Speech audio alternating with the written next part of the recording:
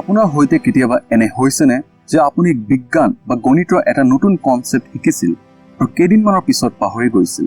আপুনি কঠোৰ অধ্যয়ন কৰিছিল আৰু কনসেপ্টটো শিকিছিল, কিন্তু এতিয়া আপুনি ইয়াক সম্পূৰ্ণৰূপে পাহৰি গৈছে। বেছিভাগ মানুহে নতুন কিবা শিকাৰ সময়ত এই সমস্যাৰ সন্মুখীন হয়। ইয়াৰ আঁৰৰ কাৰণ কি? আপুনি কেতিয়াবা ইয়াৰ বিষয়ে ভাবি চাইছেনে? আজিৰ ভিডিঅ'টোত মই এটা মহান টেকনিকৰ বিষয়ে ক'ম আৰু বিশ্বাস কৰক, ইয়াৰ পিছত আপুনি শিকা একোৱেই কেতিয়াও পাহৰিব নোৱাৰিব।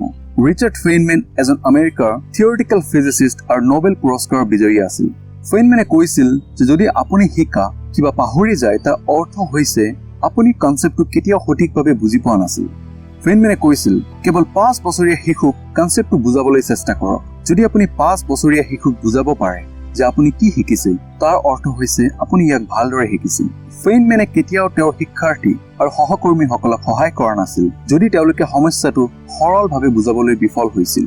এতিয়া মই ফেইনমেনে দিয়া টেকনিকটোৰ বিষয়ে ক'ম।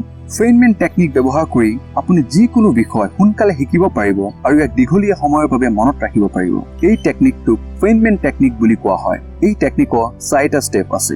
ষ্টেপ নম্বৰ 1, বিষয়টো চিনাক্ত কৰক। প্ৰথমে বিষয়টোৰ বিষয়ে আপুনি জনা সকলোবোৰ তথ্য লিখক। আপুনি বিষয়টোৰ সৈতে সম্পৰ্কিত হ'ব পৰা সকলো তথ্য সংগ্ৰহ কৰক। ষ্টেপ নম্বৰ 2, এটা শিশুক বিষয়টো শিকাওক। এইটো আটাইতকৈ গুৰুত্বপূৰ্ণ ষ্টেপ। এতিয়া আপুনি প্ৰথম ষ্টেপত যি শিকিলে, এতিয়া 5 বছৰীয়া শিশুক বুজাবলৈ চেষ্টা কৰক। যদি আপুনি শিশুটোক বুজাব পাৰে, তাৰ অৰ্থ হৈছে আপুনি বিষয়টো আয়ত্ত কৰিছিল।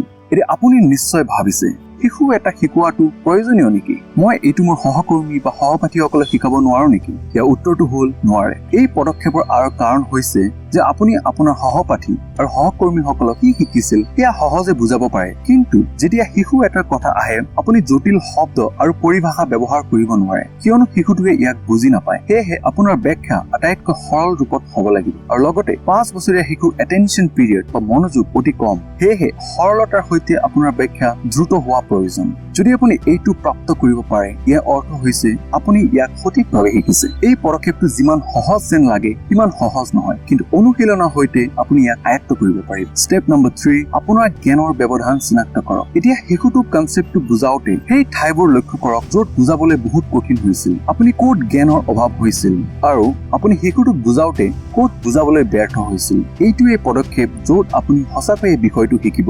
ষ্টেপ নম্বৰ 4, বিষয়টো সৰল কৰক আৰু কাহিনী এটা তৈয়াৰ কৰক। আগৰ 3টা পদক্ষেপত আপুনি কিবা এটা নতুন শিকিলে, আপুনি জ্ঞানৰ ব্যৱধান চিনাক্ত কৰিছে আৰু শিশু এটাক বুজাই দিয়াৰ সময়ত শূন্যতাবোৰ পূৰণ কৰিছে। এতিয়া সকলো টোকাবোৰ আনি আটাইতকৈ গুৰুত্বপূৰ্ণ তথ্যবোৰ তুলি লওক আৰু শেষত গুৰুত্বপূৰ্ণ টোকাবোৰ সংগ্ৰহ কৰি এটা সুন্দৰ কাহিনী সৃষ্টি কৰক। আপুনি কাহিনী এটা বনোৱাৰ পিছত আপুনি শ্ৰেণীকোঠাৰ সন্মুখত আছে বুলি ভাবি বিষয়টো কাহিনী হিচাপে বৰ্ণনা কৰিব আৰম্ভ কৰক। এনেদৰে আপুনি সেই ঠাইবোৰ উপলব্ধি কৰিব য'ত আপোনাৰ কাহিনী সৰল নাছিল।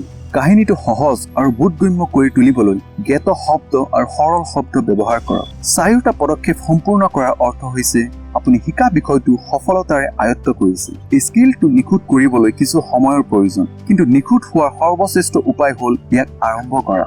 গতিকে কৌশলটো ব্যৱহাৰ কৰা আৰম্ভ কৰক আৰু মই নিশ্চিত যে এদিন আপুনি ইয়াত নিখুঁত হ'ব।